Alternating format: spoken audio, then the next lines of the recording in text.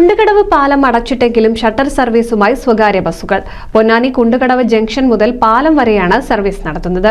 കുന്നംകുളത്ത് നിന്നുള്ള ബസ്സുകൾ പുറങ്ങ് വരെയും സർവീസ് നടത്തുന്നുണ്ട്. അതേസമയം മറ്റു റോഡുകളിൽ നീണ്ട ഗതാഗതക്കുരുക്കാണ് അനുഭവപ്പെടുന്നത്. അപ്രായോഗിക നിർദ്ദേശവുമായി അധികൃതർ എത്തിയെങ്കിലും പൊന്നാനിയിൽ പാലം അടച്ചതിനെ തുടർന്ന് പ്രായോഗിക സർവീസുമായി സ്വകാര്യ ബസ്സുകൾ. പാലം അടച്ചിട്ടാൽ സ്വകാര്യ ബസ്സുകൾ കുണ്ടുകടവ് ജംഗ്ഷനിൽ നിന്നും BM റെഗുലേറ്റർ കംബ്രിഡ്ജ് വഴി കരിങ്കല്ലത്താണി വഴി പോകണമെന്നായിരുന്നു നിർദ്ദേശം. എന്നാൽ ഇടുങ്ങിയ ഈ പാതയിലൂടെ പോകുന്നത് അപ്രായോഗികമാണെന്നാണ് ബസ് ഉടമകൾ പറഞ്ഞത്. ഇതേ തുടർന്നാണ് കുണ്ടുകടവ് ജംഗ്ഷൻ മുതൽ പാലം വരെ 2 സ്വകാര്യ ബസ്സുകൾ സർവീസ് നടത്താൻ തീരുമാനിച്ചത്.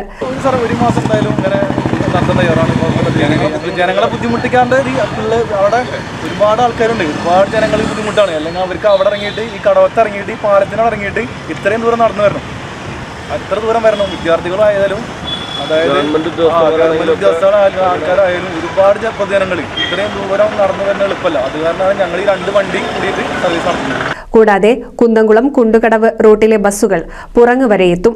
ഇവിടെ നിന്നും യാത്രക്കാർ കാൽനടയായി പാലം മുറിച്ചു കടന്നാണ് മറുകരയിലെത്തുന്നത്.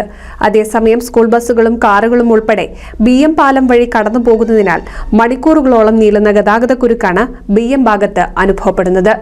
NCV news, Ponnani.